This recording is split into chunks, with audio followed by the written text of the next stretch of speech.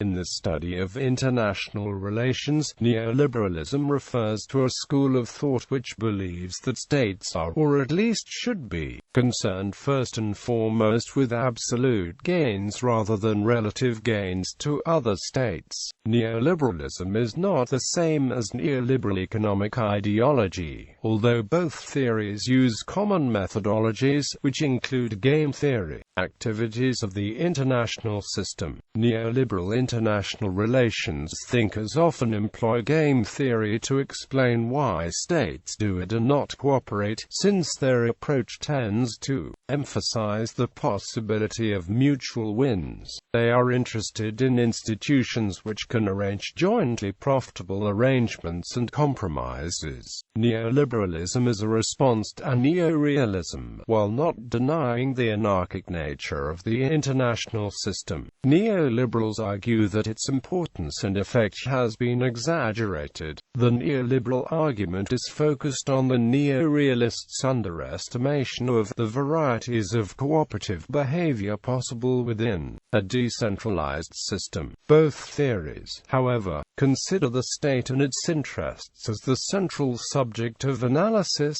Neoliberalism may have a wider conception of what those interests are. Neoliberalism argues that even in an anarchic system of autonomous rational states, cooperation can emerge through the building of norms, regimes and institutions. In terms of the scope of international relations theory and foreign interventionism, the debate between neoliberalism and neorealism is an intra-paradigm one, as both theories are positivist and focus mainly on the state system as the primary unit of analysis. Development. Robert Kiyosaki and Joseph Nye are considered the founders of the neoliberal school of thought. Kiyosaki's book After Hegemony is a classic of the genre. Other major influences of the hegemonic stability theory of Stephen Krasner and the work of Charles P. Kindleberger, among others. Contentions.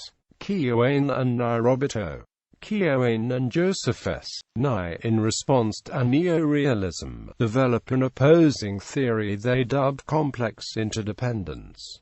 Robert Kiyosaki and Joseph Nye explain, complex interdependence sometimes comes closer to reality than does realism. Quote, in explaining this, Kiyosaki and Nye cover the three assumptions in realist thought. First, states are coherent units and the dominant actors in international relations. Second, force is a usable and effective instrument of policy. And finally, the assumption that there is a hierarchy in international politics. The heart of Kiyosaki and Nye's argument is that in international politics there are, in fact, multiple channels that connect societies exceeding the conventional Westphalian system of states. This manifests itself in many forms ranging from informal governmental ties to multinational corporations and organizations. Here they define the terminology. Interstate relations are those channels assumed by realists. Transgovernmental relations occur when one relaxes the realist assumption that states act coherently as units. Transnational applies when one removes the assumption that states are the only units. It is through these channels that political exchange occurs, not through the limited interstate channel as championed by realists. Secondly, Kiyosaki and Nye argue that there is not, in fact, a hierarchy among issues, meaning that not only is the martial arm of foreign policy not the supreme tool by which to carry out a state's agenda, but that there are a multitude of different agendas that come to the forefront. The line between domestic and foreign policy becomes blurred in this case, as realistically there is no clear agenda in interstate relations.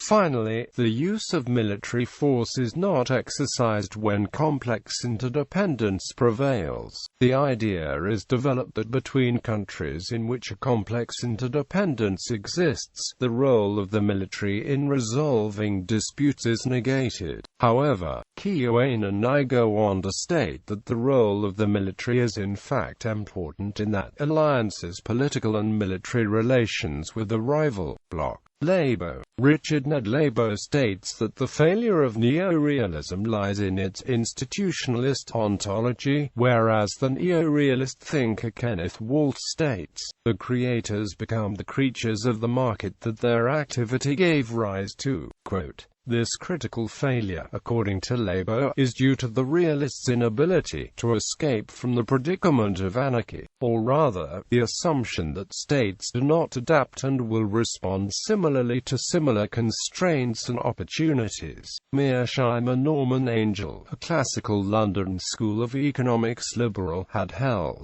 we cannot ensure the stability of the present system by the political or military preponderance of our nation or alliance by imposing its will on a rival. Keohane and Lisa L. Martin expound upon these ideas in the mid-1990s as a response to John J. Mearsheimer's The False Promise of International Institutions, where Mearsheimer purports that institutions cannot get states to stop behaving as short-term power maximizers. Quote, in fact, Mearsheimer's article is a direct response to the liberal institutionalist movement created in response to neorealism. The central point in Keohane and Martin's idea is that neorealism insists that institutions have only marginal effects, leaves without a plausible account of the investments that states have made in such international institutions as the EU, NATO, GATT, and regional trading organizations. Quote, this idea is in keeping with the notion of complex interdependence. Moreover, Keohane and Martin argue that the fact that international institutions are created in response to state interests, that the real empirical question is knowing how to distinguish the effects of underlying conditions from those of the institutions themselves.